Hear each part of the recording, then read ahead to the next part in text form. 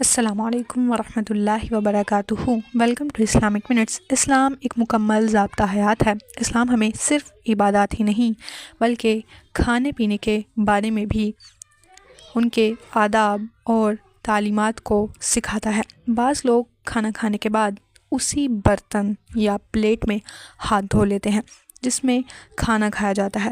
کچھ لوگ اسے معمولی بات سمجھتے ہیں، لیکن ایک مسلمان کے لیے ضروری ہے کہ وہ جانے کہ شریعت اس کے بارے میں کیا کہتی ہے۔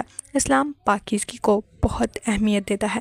نبی کریم صلی اللہ علیہ وسلم نے فرمایا، صفائی نصف ایمان ہے۔ اس حدیث سے معلوم ہوتا ہے کہ اسلام ہمیں ہر حال میں صفائی اور طہارت اختیار کرنے کا حکم دیتا ہے۔ نبی کریم صلی اللہ علیہ وسلم نے کھانے کے آداب سکھاتے ہوئے فرمایا، برکت کھانے کے درمیان میں نازل ہوتی ہے۔ اسی طرح ایک اور حدیث میں آیا ہے، جب تم میں سے کسی کا لقمہ گر جائے تو اسے اٹھا کر صاف کر لے اور شیطان کے لیے نہ چھوڑے۔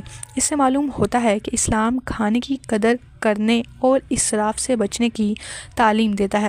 علماء کے مطابق کھانے کے بعد اسی برتن میں ہاتھ دھونا مکروہ یعنی ناپسندیدہ سمجھا گیا ہے، خاص طور پر جب اس سے گندگی پھیلنے کا اندیشہ ہو، دوسروں کو ناگوار محسوس ہو اور کھانے کی بے ادبی ہو، کیونکہ اسلام ہمیں نعمت کی قدر کرنے اور صفائی برقرار رکھنے کا حکم دیتا ہے۔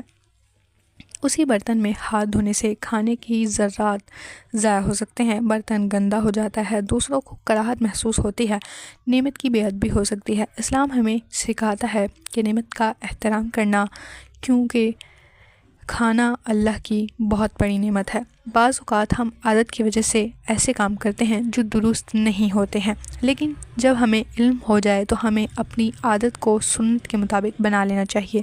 چھوٹی چھوٹی سنتوں پر عمل کرنے سے زندگی میں برکت آتی ہے۔